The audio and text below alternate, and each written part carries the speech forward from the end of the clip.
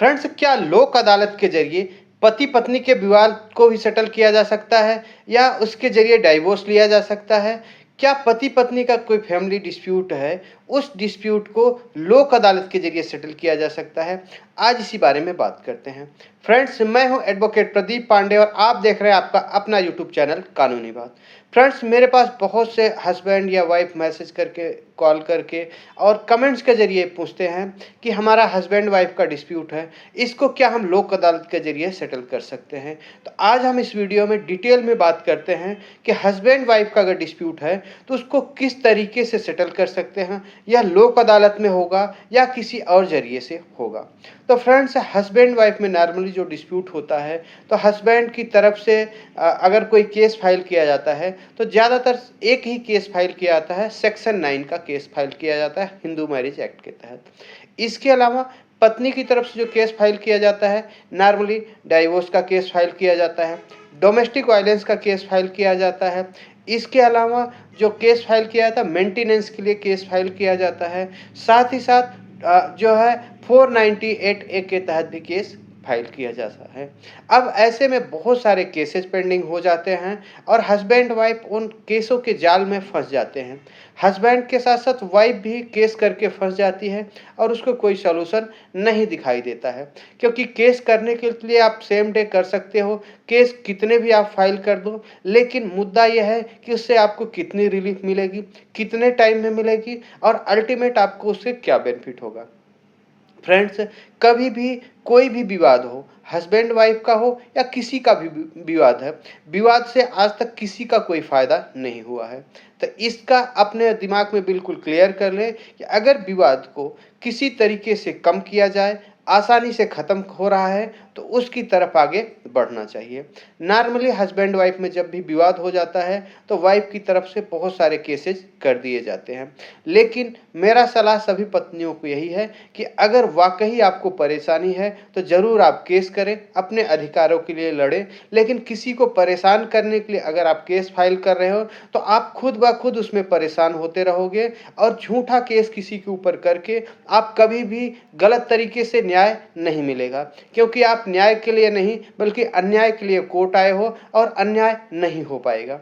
अब बात करते हैं कि अगर पति पत्नी में नहीं बन रही है, हो सकता है कि आपका रहन सहन, आपका व्यवहार एक दूसरे के पूरक नहीं हो और आप में नहीं बन पा रही है। ऐसा नहीं कि दोनों गलत हैं, कई बार होता है दोनों अपनी अपनी जगह पे सही होते हैं, दोनों का मानसिक या फाइनेंशियल या पारिवारिक स्टैंडर्ड बिल्कुल अलग होता है, जिस कारण से नहीं बन पाती है।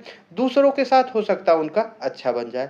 आज बात करते हैं, अगर हो गई शादी तो शादी होने के बाद बहुत सारे केसेज हो गए, अब उनको किस तरीके से आसानी से सेटल किया जाए?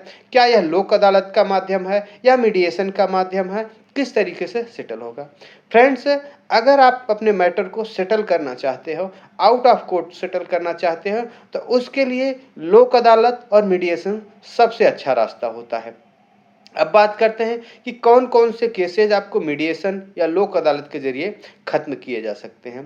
फ्रेंड्स, अगर आपका कोई डोमेस्टिक वायलेंस का केस है तो उसको आप लोक अदालत या मीडिएशन के जरिए खत्म कर सकते हैं। इसके अलावा अगर आपने कोई सिविल रिकवरी का केस किया है, स्त्री धन की रिकवरी के लिए केस किया है या फिर मेंटेनेंस का कोई केस किया हुआ है, ऐसे भी केस को आप मीडिएशन के जरिए या लोक अदालत के जरिए खत्म कर सकते हैं। लेकिन अगर आपने डाइवोर्स का केस फाइल किया हुआ है या 498 का केस फाइल किया हुआ है, तो डाइवोर्स के केस को आप मीडिएशन के जरिए या फिर लोक अदालत के जरिए नहीं खत्म कर सकते, उसको कोर्ट के ही जरिए खत्म होगा। इसके अलावा अगर 498 ए का केस आपने फाइल किया हुआ है, एफआईआर दर्ज हो चुकी है, उसको भी मीडिएशन के जरिए या लोक अदालत के जरिए खत्म नहीं होगा, बल्कि उसके लिए अलग से प्रोसेस है, आपको हाई कोर्ट जाना होगा। लेकिन अगर आपसी सहमति बन जाती है, बाकी केसेज आप खत्म कर लेते हैं और आपसी सहमति हो गई, सुलह हो गया, आपने कोई एग्रीमेंट साइन कर लिया और दोनों पार्टी जाते हो, तो ऑनरेबल हाई कोर्ट के द्वारा भी उन केसेज को आसानी से खत्म कर दिया जाएगा। अब बात करते हैं जो आपका डाइवोर्स केस है, उसमें क्या डाइवोर्स आपको किस तरीके से मिलेगा। अगर आपने डाइवोर्स दोनों पार्टी अलग-अलग कंटेस्टेड डाइवोर्स फाइल किए हो, तो उस केस को आप विथड्रॉ करो, आप जॉइंटली एक केस फाइल करो, वहाँ पे आप जो है म्यूचुअल डाइवोर्स की तरफ जाओ। म्यूचुअल डाइवोर्स को आप आसानी से दोनों लोग 2 हियरिंग में, 3 हियरिंग में आसानी से कर पाओगे और आराम से अपने जीवन को जी पाओगे। फ्रेंड्स, मेरी सलाह यही है कि अगर आप लोगों के साथ अन्याय नहीं हुआ हो, कुछ मिसअंडरस्टैंडिंग हुई हो या फिर आप दोनों की आपसी ऐसा बिहेवियर नहीं है कि एक दूसरे के साथ नहीं रह पा रहे हो, तो अननेसेसरी केस को ना खींचे। आप मीडिएशन के ज़रिए मीडिएशन में जाइए, वहाँ पे ट्रेंड मीडिएटर होते हैं सभी कोर्ट्स में। आप ऑनरेबल कोर्ट को बोलिए कि हमारा केस मीडिएशन में ट्रांसफ़र कर दिया जाए। मीडिएशन में आपको वहाँ पे बताया जाएगा कि आपके लिए क्या पॉजिटिव है, क्या निगेटिव है और किस तरीके से अगर रिश्ता आगे बढ़ नहीं पा रहा है तो उसको ख़त्म किया जाए। क्योंकि अगर आप कोर्ट के प्रोसेस में जाएंगे, एक दूसरे को परेशान करते रहेंगे, तो आपकी पूरी ज़िंदगी बीत जाएगी, पूरी जवानी बीत जाएगी, लेकिन आपका ये केस ख़त्म नहीं होगा। लेकिन अगर आप लोगों ने सहमति से, सूझबूझ का से काम लिया, तो हो सकता है आपका 6 महीने में, 1 साल के अंदर-अंदर सारे केसेज़ आपके ख़त्म हो सकते हैं और आप दोबारा से अपने नए जीवन की शुरुआत कर सकते हो।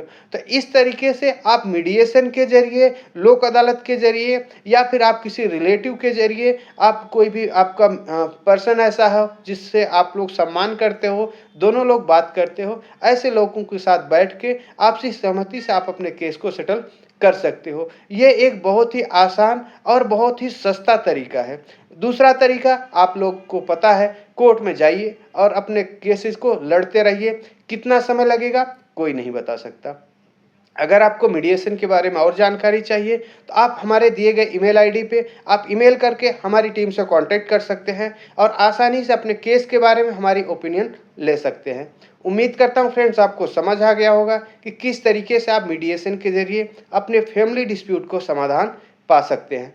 अगर आपको कोई सवाल है, कोई सुझाव है, तो आप हमें कमेंट्स करके पूछ सकते हैं। हम कोशिश करेंगे आपको जल्द से जल्द जवाब देने के लिए। धन्यवाद।